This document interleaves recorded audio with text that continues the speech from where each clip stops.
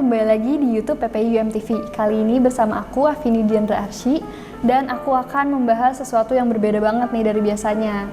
Jadi kali ini aku akan bahas gimana sih cara daftar ke UM.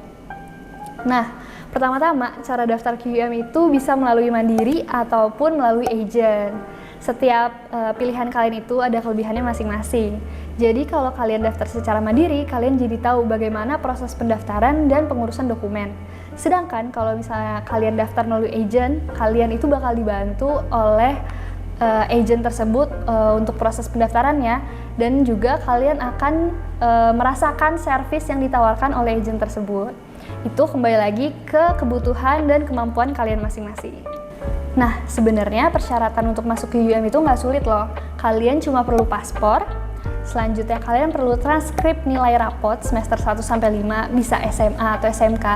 Dan juga yang terakhir, kalian perlu English Certificate seperti IELTS, TOEFL, atau MUET.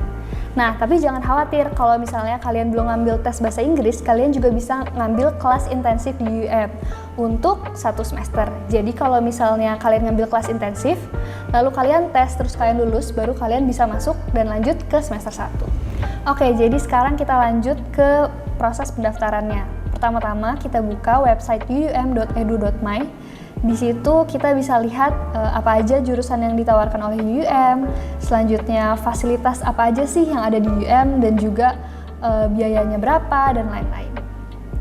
Oke, untuk proses pendaftaran kita bisa buka di bagian admission. Di sini ada pilihan untuk undergraduate atau untuk S1. Selanjutnya kita bisa pilih yang internasional.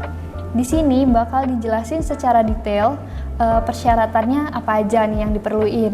Ada persyaratan umum, terus persyaratan bahasa Inggris atau IELTS, TOEFL, dan MUET.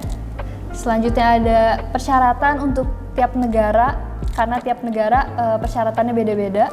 Selanjutnya kalian juga bisa lihat biaya jurusan dan asrama dan lain-lain. Dan selanjutnya ada bagian apply now. Nah, ini yang wajib kalian pencet untuk daftar. Oke, lanjut ke bagian apply. Sebelumnya kalian harus register dulu untuk membuat akun, baru kalian bisa daftar. Oke, untuk bagian register kalian cuma perluin paspor. Jadi di sini kalian bisa isi nama, paspor nomor berapa, identity card, terus nationality kita, sama higher education. Lalu kalian submit untuk pembuatan akun.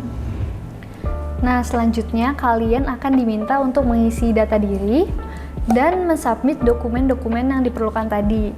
Ada beberapa tambahan seperti health declaration, nanti akan diberikan template-nya. Lalu ada pas foto yang harus disubmit, dan juga beberapa pilihan seperti pemilihan insurance, visa, dan lain-lain. Nah, perlu dipastiin nih, kalau kalian udah ngisi semuanya, kalian pastiin lagi data kalian itu benar. Karena kalau udah disubmit, kalian gak bisa merubah apa-apa lagi. Jadi wajib banget dipastiin kalau data yang kalian submit itu sudah betul dan sesuai. Nah, setelah itu, kalau udah kalian submit, kalian tinggal nunggu offer letter. Jadi kalau kalian udah dapat offer letter, itu berarti kalian sudah diterima sebagai mahasiswa UM. Nah, selanjutnya masih ada proses pendaftaran lagi nih. Apalagi sih kak, kok banyak banget? Enggak kok. Jadi setelah kalian menerima offer letter itu, kalian harus mendaftar untuk visa atau student visa ya, karena kita pelajar. Oke, untuk proses selanjutnya, kalian bisa buka website EMGS atau Education Malaysia Global Services. Ini website untuk kalian daftar visa. Di sini kita apply untuk student visa. Lalu kalian seperti biasa harus register dulu, bikin account, baru kalian bisa masuk. Jadi untuk di EMGS ini, kalian perlu mensubmit beberapa hal yang sama seperti di application UM. Kalian masuk di kampus mana, lalu program apa yang diambil, dan hal-hal lainnya. Lalu kalian bisa apply. Oke, selanjutnya kalau kalian udah submit, kalian harus sering-sering pastiin kalau persenan di IMJS tuh naik, bahwa application kamu itu sudah diproses. Selanjutnya setelah itu IMJS ini akan terus berproses mulai dari 10%, 20%, sampai 80%, dan akhirnya kalau kalian udah sampai sini itu 100% dan visanya sudah bisa digunakan.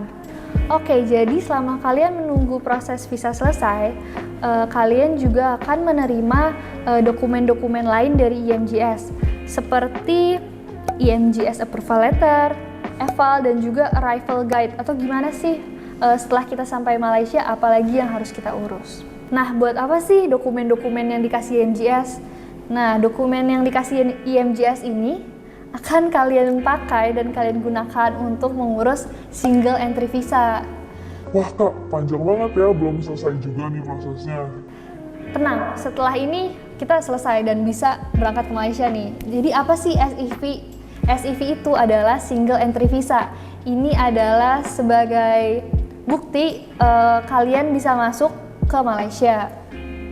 Jadi gimana itu caranya kak? Untuk itu kalian bisa datang ke kedutaan Malaysia terdekat di daerah kalian.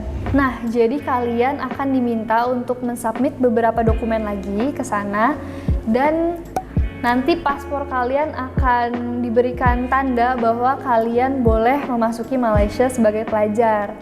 Kalian perlu datang ke kedutaan untuk membawa diri. Jadi kayak saya nih akan belajar ke Malaysia gitu.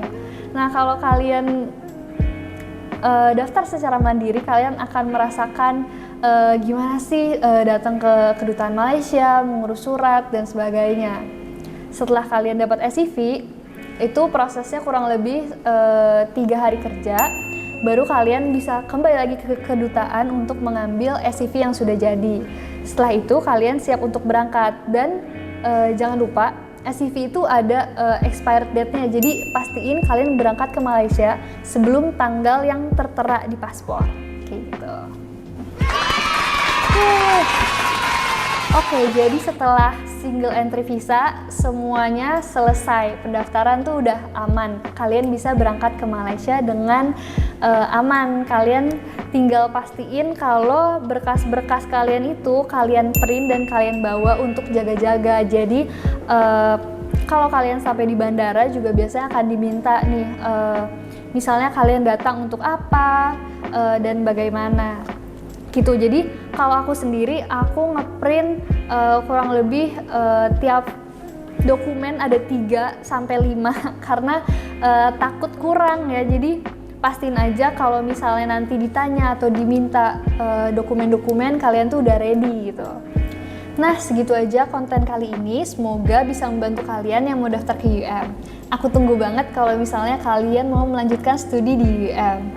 Kalau misalnya ada yang belum kalian ngerti atau mau ditanyain, boleh langsung tanya di kolom komentar atau menghubungi pihak dari PPUM. Segitu aja, sekian dan terima kasih.